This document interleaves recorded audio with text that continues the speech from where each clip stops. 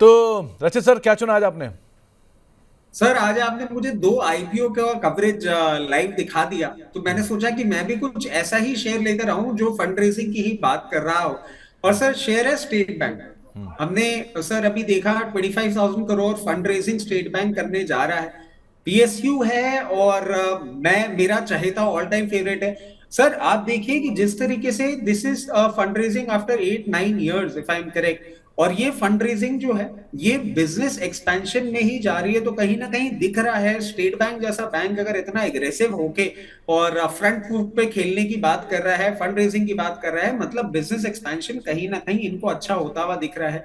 ये जो particular levels हैं 794 पे आप अपनी पोजीशन बनाएं, 760 के स्टॉप लॉस, 846 880 के टारगेट्स के साथ, ये सर मैं आपको बहुत नियर टर्म के दे रहा हूं। और एक और चीज मैं यहाँ पे रखना चाहूंगा। हमारी सारी कॉल्स की तरह, चाहे एमसीएक्स हो चाहे सीडीएसएल हो, चाहे मतलब जो भी हमने कॉल दी है वो यूजुअली ऐसे ही परफॉर्म करती हैं। स्टेट बैंक के लिए मैं ये बोलूंगा ये बहुत इमीडिएट टारगेट्स हैं। इन पे भी अगर आप मीडियम टर्म इन्वेस्टर हैं तो अपना प्रॉफिट ना बुक करें। ये बहुत क्लोज लेवल के टारगेट्स हैं। और स्टेट बैंक अपनी पोजीशन जरूर बना सकते हैं, और आने वाले टाइम में जब ये 880 लेवल्स क्रॉस करेगा हम आपको और भी आगे के टारगेट्स देंगे। हम समझते हैं बहुत जल्दी आपको 4 फिगर में भी कन्वर्ट होता हुआ दिख सकता है। एक deeply under valued stock in fact PSU banking के हिसाब से। आप खुद देखिए कि भारतीय एयरटेल, आईसीआईसीआई बैंक देश का सबसे बड़ा प्राइवेट बैंक है, 10 लाख करोड़ की मार्केट कैप कमांड करता है। एचडीएफसी बैंक देश का निजी क्षेत्र में सबसे बड़ा बैंक है मार्केट कैप के लिहाज से, करीब करीब 13 लाख करोड़ के आसपास की मार्केट कैप कमांड करता है, और 14 लाख करोड़ की रादर। और अब आता है एसबीआई की मार्केट कैप उसके हिसाब से देखेंगे तो कहीं आधी भी नहीं हो रही है। सो ये सिचुएशन बनते हुए दिखाई पड़ रही है। सो इसलिए एक डीपली अंडर वैल्यूड बैंक तो है ही, और बहुत समय से चला भी नहीं है। अगर निफ्टी की सीएजीआर के सामने देखा जाए तो 10 साल की सीएजीआर इसकी शायद 9.5% के आसपास है। तो और जबकि एक स्ट्रॉन्ग सब्सिडरी की परफॉर्मेंस यहाँ पे ऑलरेडी चल रही है। सो एक अच्छी वैल्यू तो है। 846 रुपये का पहला टारगेट, 880 रुपये का दूसरे टारगेट के लिए आप एसबीआई को देख सकते हैं, लॉन्ग कर सकते हैं। और वैसे भी सेफर बेट है। अगर आप फंस भी गए तो आप फंडामेंटली एक अच्छे बैंक के साथ ऑलरेडी बैठे हुए हैं, तो यहाँ भाव का इतना कोई इंपैक्ट करेगा भी नहीं आपके ऊपर।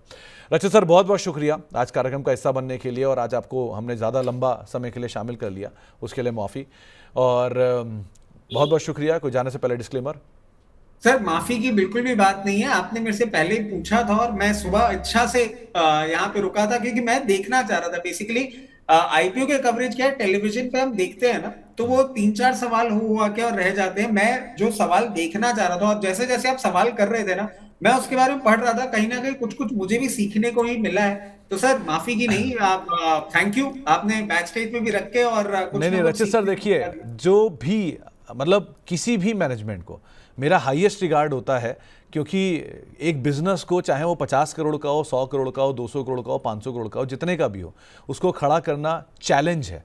और कोई अगर बिजनेसमैन इतना बिजनेस खड़ा कर रहा है तो वो हाईएस्ट रिगार्ड है मेरा उसके लिए, कितने का भी साइज हो उसका।